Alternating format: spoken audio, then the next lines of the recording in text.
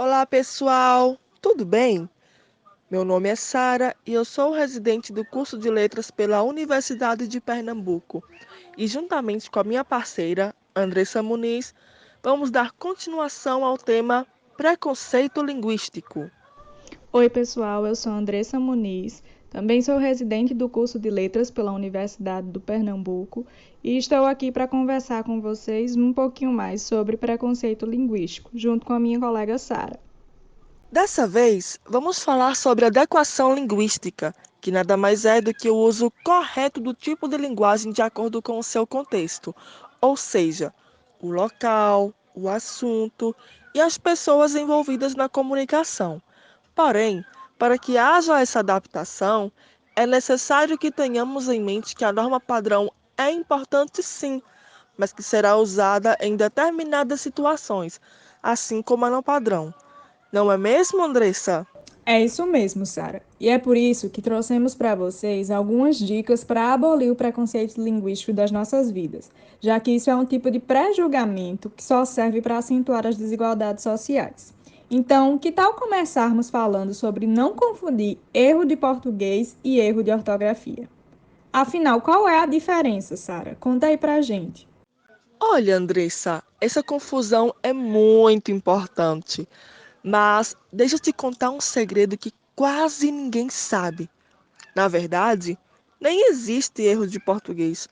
Usamos essa frase para rotular estruturas não previstas na gramática, que correspondem a um erro na forma padrão da escrita de uma palavra, bem como no correto uso dos sinais de acentuação e sinais auxiliares da escrita. Logo, o certo é dizer que houve um erro de ortografia. Olha só que bacana essa curiosidade, não é mesmo? Aliás, é por conta dessa fala que estamos acostumados a fazer juízo de valor negativo às pessoas. Falando nisso, o que podemos fazer para não julgar o modo de falar das pessoas, Andressa? Boa pergunta, Sara. Primeiramente, é importante a gente aceitar a ideia de que não existe erro de português. Existem diferenças de usos ou alternativas de uso em relação à regra proposta pela gramática normativa. Então, dependendo do contexto, nós vamos adequar a nossa linguagem, seja ela formal ou informal. Quando falamos com pessoas próximas, como os amigos e familiares, nós utilizamos a linguagem coloquial, ou seja, aquela que é espontânea, dinâmica e despretensiosa. O que deve ocorrer sempre é a adequação da nossa linguagem ao contexto em que nós estamos inseridos. Nós devemos seguir as regras da gramática quando, por exemplo, nós estamos dando uma palestra ou fazendo uma redação para o Enem. Então tá tudo bem se uma pessoa está abreviando as palavras no WhatsApp ou se ela está falando gírias com seu irmão. O ambiente e a familiaridade com as pessoas com quem se está interagindo permite esse nível de comunicação. Inclusive, o grupo que nós estamos inseridos nos influencia diretamente no modo de falar.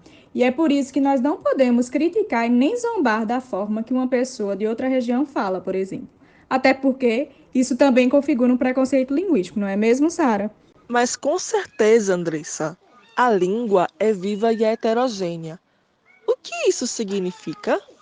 Que nós, como usuários dela, estamos fazendo constantes modificações na nossa forma de falar ou escrever. Além disso, nós não falamos da mesma forma. Temos a nossa língua, que é a língua portuguesa, mas também temos os dialetos, que são as variantes linguísticas particulares de cada comunidade ou região. Então, sendo nordestinos, vamos falar o dialeto baiano, pernambucano e assim por diante. Quem mora no Rio de Janeiro vai falar o dialeto carioca.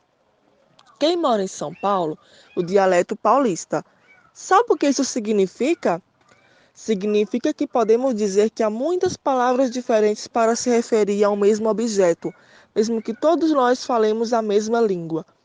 Logo, se em um lugar se fala picolé e em outro se fala sacolé, é extremamente importante reconhecermos que somos ignorantes quanto ao significado de alguma palavra que não saibamos e, dessa forma, perguntamos sobre. Essa é uma maneira eficaz de começar a respeitar as diferenças e entender que cada pessoa também vai apresentar um sotaque que lhe é peculiar. E é uma atitude extremamente discriminatória diminuir alguém só por sua forma de se expressar.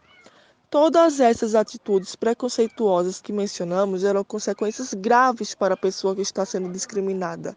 Andressa, pode citar algumas para nós? Olha, Sara, a principal consequência é a acentuação de outros preconceitos relacionados ao preconceito linguístico, ou seja, reforçar essas ideias preconceituosas que estimulam as desigualdades, o que pode ocasionar a exclusão social em diversos setores da sociedade. A começar por uma simples entrevista de emprego, por exemplo. Se a pessoa sofre algum tipo de depreciação por seu modo de falar, ela pode vir a apresentar dificuldades de se expressar, ter medo de expor suas ideias em determinadas situações e de frequentar certos lugares, considerando-se assim inferior. É claro que a gente não pode ignorar as normas e regras da língua, mas por ser viva, a língua é influenciável e é variável. Tudo é uma questão de adaptar a nossa linguagem de acordo com a nossa intenção, o grau de familiaridade das pessoas envolvidas na comunicação e também o ambiente em que estamos inseridos. Viram só o quanto esse tema é sério? Mas com todas essas dicas que deixamos para vocês, esperamos que tenhamos ajudado para que não cometam nenhum desses erros, hein? Bom, pessoal, por hoje é isso. Até a próxima. Tchau, tchau! Até a próxima, pessoal. Tchau, tchau.